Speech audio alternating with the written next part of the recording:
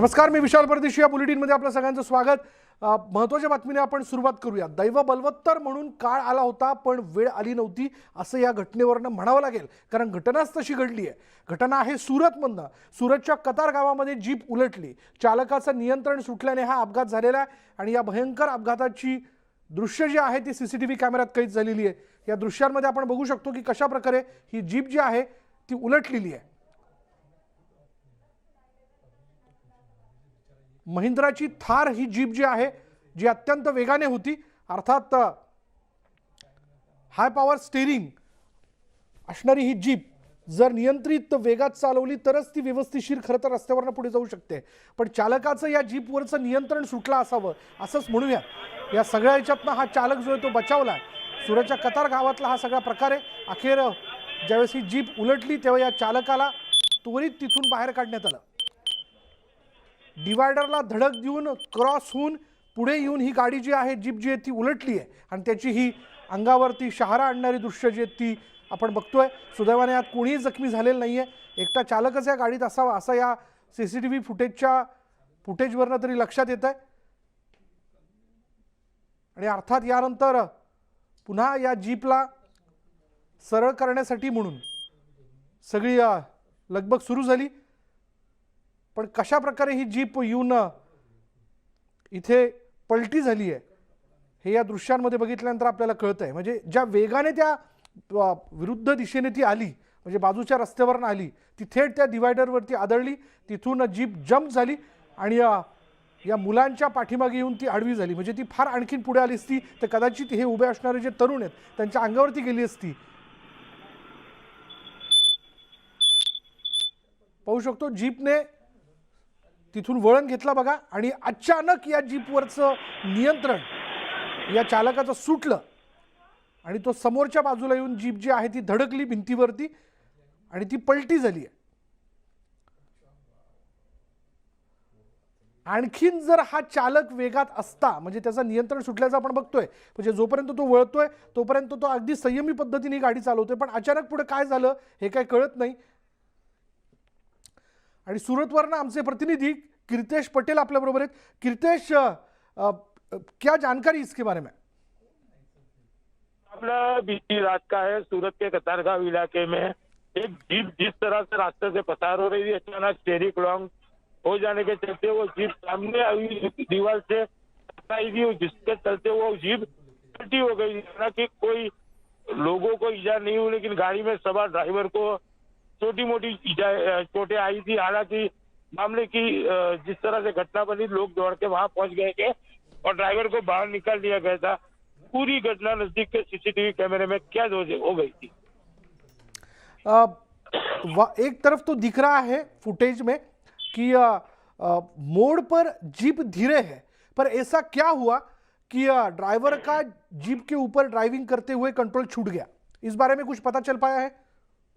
बिल्कुल, जिस तरह से ड्राइवर गाड़ी चला रहा था और गाड़ी चला के जैसे ही टर्न मार के सीधे रस्ते पे आ रहा है, उसी कीर्तेश, मी धन्यवाद या सगळ्या माहितीबद्दल. ही दृश्य आपण बघतोय आणि कशा प्रकारे अपघात झालाही आपल्या लक्षात येते. पण यानंतरची एक महत्त्वाची बातमी अशी हाती येते की INS विक्रांत प्रकरणावरनं राजकारण तापलेलं असताना आता या आरोपाप्रकरणी राज्यसभेत स्थगन प्रस्तावाची नोंद करण्यात आली आहे. शिवसेना खासदार प्रियंका चतुर्वेदींनी ही स्थगन प्रस्तावाची नोटीस दिली आहे. नियम 267 अंतर्गत या प्रस्तावावर चर्चेची मागणी करण्यात आली आहे. बरं, याचविषयी बोलण्याकरता आपल्याबरोबर आहेत शिवसेनेच्या खासदार प्रियंका चतुर्वेदी. प्रियंका चतुर्वेदीजी, काय आपण म्हणलंय, नेमकी काय मागणी केली आहे राज्यसभेत?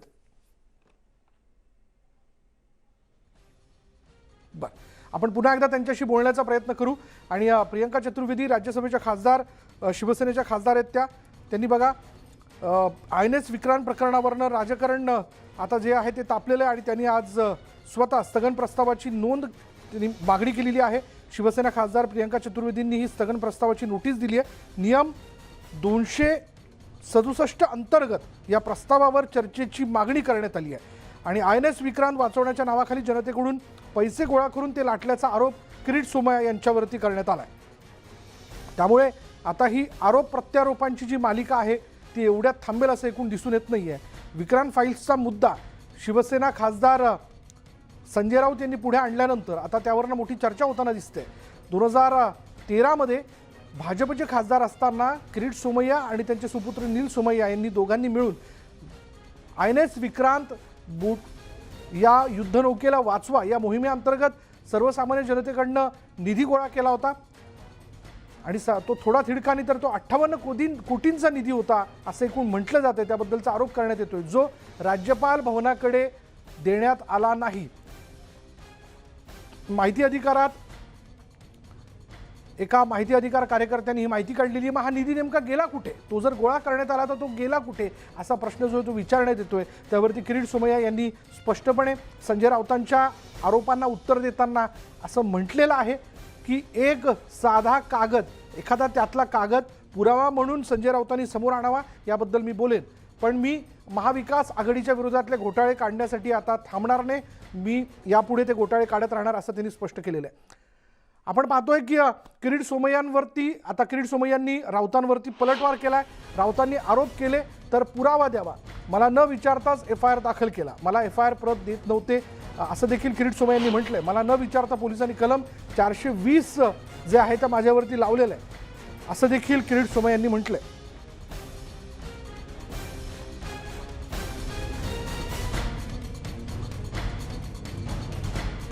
दरम्यान संजय राऊत आत्तापर्यंत एकही कागद पुरावा म्हणून देऊ शकलेला नाही आहे.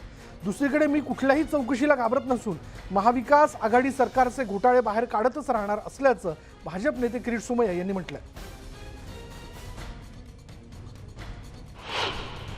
58 कोटी गोळा केले, कसे बॉक्सेस वापरले, कुठल्या 4 बिल्डरकडे मनी लॉन्ड्रिंग केलं, हे सगळं संजय राऊतनी काल स्वतः सांगितलं आहे. ती माहिती जनतेसमोर ठेवावी. आम्ही कोणत्याही प्रकारच्या चौकशीला तयार आहोत आणि कुठल्याही चौकशीला घाबरत नाही. ठाकरे सरकारचे घोटाळे काढतोय, काढतच राहणार. किरीट सोमय्यांविरोधात राज्यभरात शिवसेनेचं आंदोलन करण्यात येते. शिवसेना ही आंदोलन करताना दिसते. मुंबईत शिवसेना कार्यकर्ते रस्त्यावरती उतरले आणि यावेळी आंदोलनकर्त्यांनी शिवसेनेविरोधात जोरदार घोषणाबाजी केली. औरंगाबादमध्ये सोमय्यांविरोधात शिवसेना आक्रमक झाली होती आणि यावेळी खैरेंनी सोमय्यांविरोधात औरंगाबादमध्ये तक्रार दाखल केली आहे. तिकडे नाशिकमध्येही किरीट सोमय्या यांच्या विरोधात आंदोलन करण्यात आले.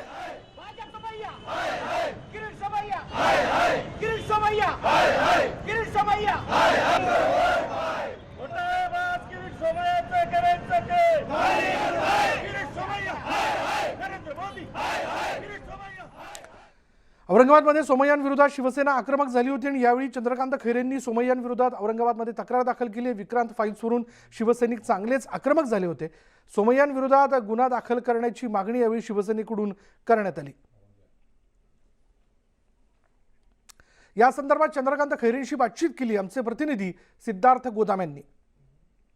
INS विक्रांत प्रकरणी आता चंद्रकांत खैरे या ठिकाणी गुन्हा दाखल करायला आले. सर काय म्हणणं आहे? आणि अशा पद्धतीचे शिवसैनिक आणि गुन्हा दाखल करण्याची मागणी. किरीट सोमय्यांनी जो काही मोठा 711 कोटीचा घोटाळा INIच्या नावावर पैसे जमा करून तो केलेला आहे आणि राज्यपालांकडे जमा केलेला नाही, म्हणून त्या ठिकाणी त्यांच्या विरोधात, कारण एक साक्षीदार येतं यांनी सुद्धा मुलुंडला त्या ठिकाणी तिकडे फिरत असताना 5,000 रुपये त्या ठिकाणी टाकले पेटीमध्ये आणि मग हे पेटीमध्ये टाकलेले पैसे आता एक सामाजिक कामासाठी घेतामुळे यांनी काही विचारलं नाही. पण आत्ता जे माहीत पडलं की यांनी ते पैसे राज्यपाल, कारण त्यावेळेस त्यांनी सांगितलं होतं राज्यपालांकडे पैसे जमा करू आम्ही, पण राज्यपालाकडे ते पैसे जमा केलेलेच नाही आहे.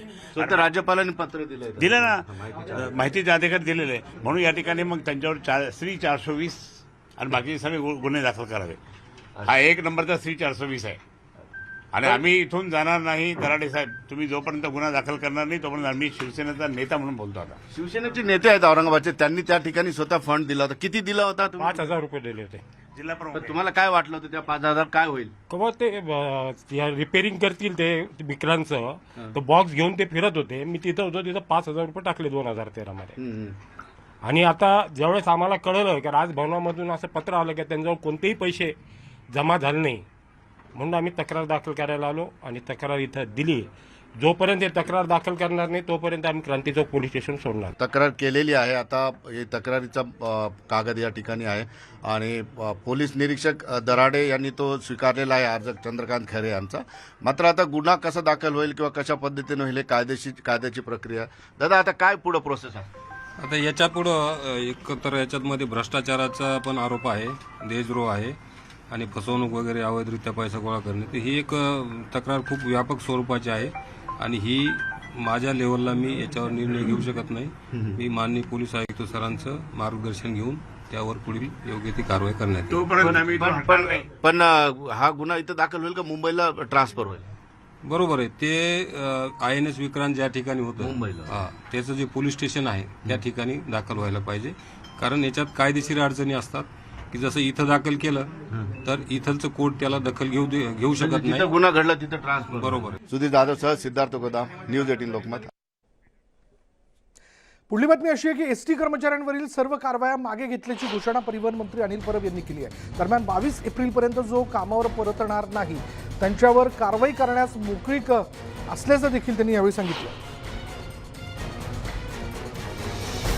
त्यामुळे 22 एप्रिलपर्यंत एसटी कर्मचाऱ्यांनी कामावरती रुजू व्हा असं खुद्द मुंबई हायकोर्टानं म्हणल्यानंतर आता परिवहन मंत्री अनिल परब यांनी देखील आपली भूमिका स्पष्ट केली आहे. कोणत्याही प्रकारची कारवाई करण्यात येणार नाही. आतापर्यंत ज्या कारवाई करण्यात आल्या त्या मागे घेण्यात आलेल्या आहेत. कामावरती कर्मचाऱ्यांनी रुजू व्हावं, पण जे कर्मचारी 22 एप्रिलपर्यंत रुजू होणार नाही त्यांच्यावरती कारवाई करण्यास एसटी महामंडळ मोकळं असेल किंवा त्यांना त्यांच्यासमोर दुसरा कुठलाही पर्याय राहणार नाही असं परिवहन मंत्र्यांनी स्पष्ट केलं. डायरेक्शन देऊन 7व्या वेतन आयोगाच्या बाबतीत एक्सपीडाइटली कसं करता येईल, त्यासोबतच ती सुद्धा एक मोठी उपलब्धी कष्टकऱ्यांच्या आयुष्यामध्ये आहे.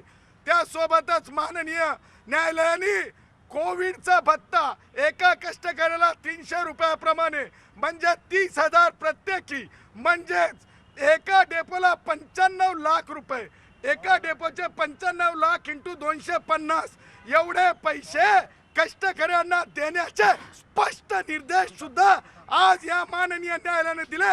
ही सुद्धा एक मोठी उपलब्धी आहे. कोर्ट काय म्हणालं याविषयी बघा. त्यांनी काय म्हटलं, कोर्टाने आज काय निरीक्षण नोंदवलं किंवा सूचना केल्या, थेट आदेश पण देऊ केले. कोणत्याही कर्मचाऱ्यावर कारवाई नको. एसटी कर्मचाऱ्यांनी 22 एप्रिलपर्यंत कामावरती रुजू व्हावं. एसटी कर्मचाऱ्यांनाही निवृत्ती वेतन, ग्रॅच्युटी मिळावी. बकरी आणि वाघाच्या लढाईत बकरीला वाचवणं गरजेचं आहे असंही त्यांनी म्हटलंय. आणि प्रत्येक कर्मचाऱ्याला 300 रुपये प्रमाणे एकूण 30,000 रुपये कोविड भत्ता देण्यात यावा.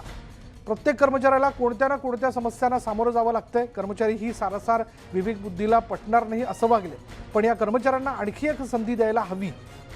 त्यांच्या उपजीविकेचं साधन त्यांच्याकडून हिरावून घेऊ नका असं आज कोर्टाने म्हटलेलं आहे.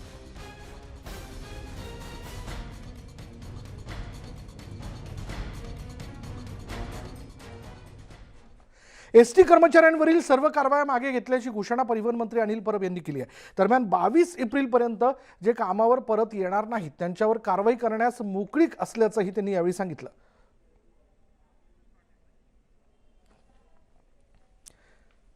म्हणून हे तर अगदी स्पष्ट झालेलं आहे की गेल्या 4 ते 5 महिन्यापासून जो दुखवटा संप एसटी कर्मचाऱ्यांचा सुरू आहे तो मागे घेण्याच्या संदर्भात थेट न्यायालयाने आपली भूमिका जी ती स्पष्ट केली. त्यांनी 22 एप्रिलपर्यंत एसटी कर्मचाऱ्यांनी कामावरती रुजू व्हावा, आपला संप मागे घ्यावा असे आदेशच देऊ केलेले आहेत एक प्रकारे. आणि त्यांनी हे आदेश देत असताना त्यांच्या बाजूने देखील काही महत्त्वाचे मुद्दे जे आहेत ते मांडलेले आहेत. त्यांनी स्पष्टपणे या ठिकाणी म्हटलेले बघा, कोर्टाने काय म्हटले पुन्हा एकदा जर आपण जाणून घ्यायचं झालं तर आपल्या लक्षात येईल की कोणत्याही कर्मचाऱ्यावर कारवाई नको असं त्यांनी म्हटलेलं आहे. एसटी कर्मचाऱ्यांनी 22 एप्रिलपर्यंत रुजू व्हावा असं म्हटलेलं आहे. एसटी कर्मचाऱ्यांनाही निवृत्ती वेतन, ग्रॅच्युटी मिळावी. बकरी आणि वाघाच्या लढाईत बकरीला वाचवणं गरजेचं आहे असं महत्त्वाचं निरीक्षण न्यायालयानं नोंदवलं आहे. प्रत्येक कर्मचाऱ्याला 300 रुपयेप्रमाणे एकूण 30,000 रुपये कोविड भत्ता हा मिळालाच पाहिजे, तो दिला गेला पाहिजे, द्यावा असं स्पष्टपणे न्यायालयानं राज्य सरकारला सांगितलं आहे. प्रत्येक कर्मचाऱ्याला कोणत्या ना कोणत्या समस्यांना सामोरं जावं लागतंय. कर्मचारी ही सारासार विवेकबुद्धीला पटणार नाही असं वागले, मान्य करायला हवं, हे न्यायालयाने मान्य केलं आहे. पण या कर्मचाऱ्यांना आणखी एक संधी देणं गरजेचं आहे. त्यांच्या उपजीविकेचं साधन त्यांच्याकडून हिरावून घेऊ नका असं म्हणत असताना कोर्टाने पुन्हा एकदा कर्मचाऱ्यांना स्पष्ट केलंय, सांगितलंय की 22 एप्रिलपर्यंत तुम्ही कामावरती रुजू व्हा. आणि परिवहन मंत्र्यांनी पण आपली भूमिका स्पष्ट केली आहे की कारवाई केली जाणार नाही. 22 एप्रिलपर्यंत जर कर्मचारी कामावर रुजू झाले नाहीत तर मात्र कारवाईचा मार्ग जो आहे तो मोकळा असेल असं त्यांनी स्पष्ट केलेलं आहे. न्यायालयाने काल आणि आज दोन्ही दिवशी कामगारांना कामावर परतण्याचे आदेश दिलेले आहेत आणि आम्हाला देखील सांगितलेलं आहे की इतके वेळा तुम्ही आत्तापर्यंत कारवाई मागे घेऊन त्यांना कामावर बोलवत होतात, अजून एकदा तुम्ही त्यांना ही संधी द्या आणि 22 तारखेपर्यंत कामगारांना परत कामावर येण्याची संधी दिलेली आहे. आम्ही देखील हे मान्य केलेलं आहे की 22 तारखेपर्यंत कामगारांनी कामावरती रुजू व्हावं. जे कामगार 22 तारखेपर्यंत कामावर रुजू होतील त्याला आम्ही कामावरती रुजू करू, त्यांना आम्ही कामावर घेऊ. परंतु त्यांच्यावरती जी काही कायदेशीर प्रक्रिया आहे, गुन्हे दाखल झालेत, हे गुन्हे दाखल झालेत त्याचं काम आता पोलीस करतील. हे काम काय राज्य परिवहन महामंडळ करत नाही, हे पोलीस करणार आणि त्याच्यामुळे ती प्रक्रिया चालू राहील. परंतु कामावर घेण्याचं आम्ही मान्य केलेलं आहे, आम्ही त्यांना कामावर घेऊ. कांजूरमार्ग मेट्रो कारशेडवरून मुंबई हायकोर्टानं राज्य आणि केंद्र सरकारला खडसावलंय. कांजूरमार्ग मेट्रो कारशेडचा वाद सामंजस्यानं मिटवा, तुमचं राजकारण कोर्टात आणू नका असे निर्देश हायकोर्टानं दिलेत. तर जनहिताचा प्रकल्प मार्गी लावणं महत्त्वाचं असून जनतेसाठी कामं करताना आपापसातील वाद विसरा असं देखील हायकोर्टानं म्हटलंय.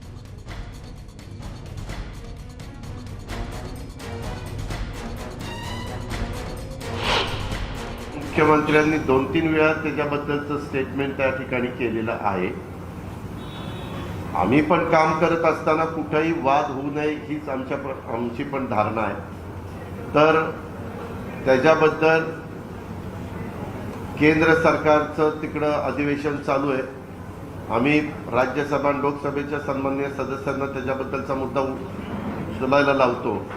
आणि रेल्वे मंत्री आता रावसाहेब दानवे राज्यमंत्री महोदय आहेत आणि कॅबिनेट मंत्री वरिष्ठ नाव त्यांचं विसरलं ते आहे. पण त्यांनी पण तशा प्रकारचं काही चर्चा केली तर चर्चेतनं चांगला मार्ग निघू शकेल. आमची चर्चा करण्याची तयारी आहे. हे केंद्राचं अडवणुकीचं धोरण आहे, त्यांना ते मुद्दामून आरेतच करायचं आहे. हा त्यांनी खोटा अहंकार बाळगू नये. आम्ही जनहिताच्या दृष्टिकोनातनं कांजूरमार्गला प्रस्ताव दिला होता, त्याच्यामध्ये लिटिगेशन उभं करून जाणून बुजून त्याला आडकाठी आणण्याचा प्रयत्न केला आहे.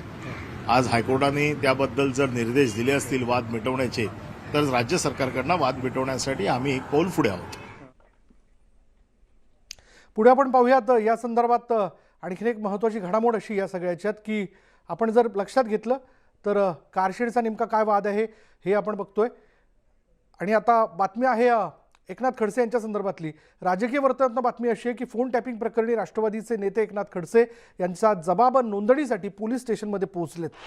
कुलाबा पोलीस स्टेशनमध्ये एकनाथ खडसेंचा जबाब जो आहे तो नोंदवून घेतला जातोय आणि आता ही चौकशी संपलेली असं कळतंय. त्यांचा जबाब नोंदवण्यात आला आहे. रश्मी शुक्ला यांनी एकनाथ खडसे आणि शिवसेना नेते संजय राऊत यांचा फोन टॅप केल्याचा आरोप आहे आणि त्यामुळे खडसेंचा जबाब नोंदवण्यात आला आहे. यापूर्वी या प्रकरणी रश्मी शुक्ला यांचा जबाब 2 वेळा नोंदवण्यात आला होता.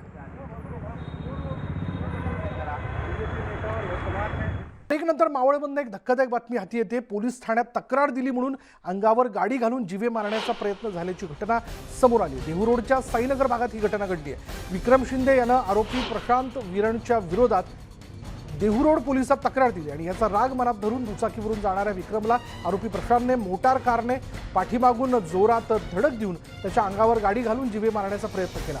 या घटनेत विक्रम शिंदे जखमी झाला आणि या घटनेचा CCTV फुटेज जे आहे त्या घटनेचं समोर आलंय. या CCTVवरनं देहू रोड पोलिसांनी गुन्हा दाखल केलाय. तर आरोपी प्रशांत विरण यानं या प्रकारानंतर जखमी विक्रम शिंदे यांच्या घरावर दगडफेक करून तो फरार झालाय. देहू रोड पोलीस अधिक तपास करत आहेत.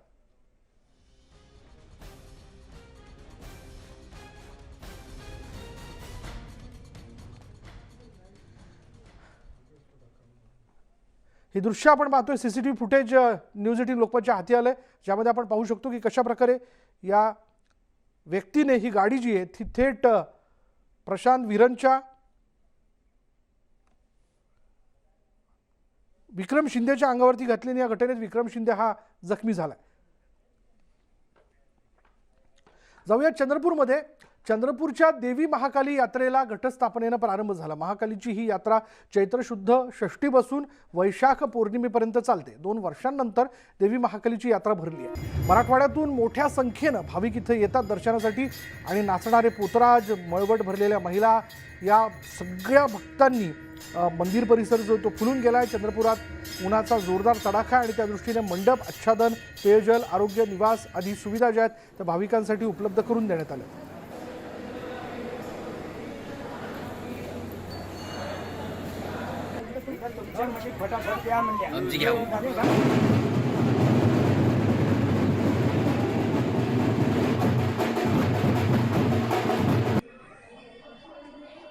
तारखेपासून आपला इथला घट बसतो महाकाली देवस्थानचा. आणखी तो राहतो महापूजेपर्यंत, म्हणजे पौर्णिमेपर्यंत राहतो. त्याप्रमाणे आज 2 वर्षानंतर सगळ्या लोकांच्या उपस्थितीमध्ये हा घट स्थापना ही झालेली आहे.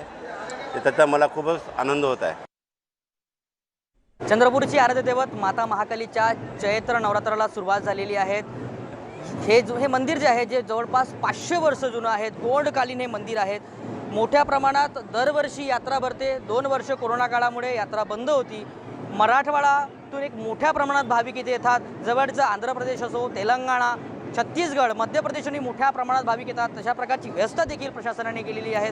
कोरोना काळामध्ये कुठेतरी मंदिर बसल्यामुळे कुठेतरी भक्तांच्या मनाला एक दुःख होतं, पण आता पुन्हा मंदिर सुरू झालं आहे. भक्त आपली इच्छा घेऊन पुन्हा मातेच्या चरणी पोहोचलेले आहे. हैदर शेख, न्यूज 18 लोकमत, चंद्रपूर. यानंतर या बुलेटिनमध्ये इथेच थांबणार आहोत. पहा फक्त न्यूज 18 लोकमत.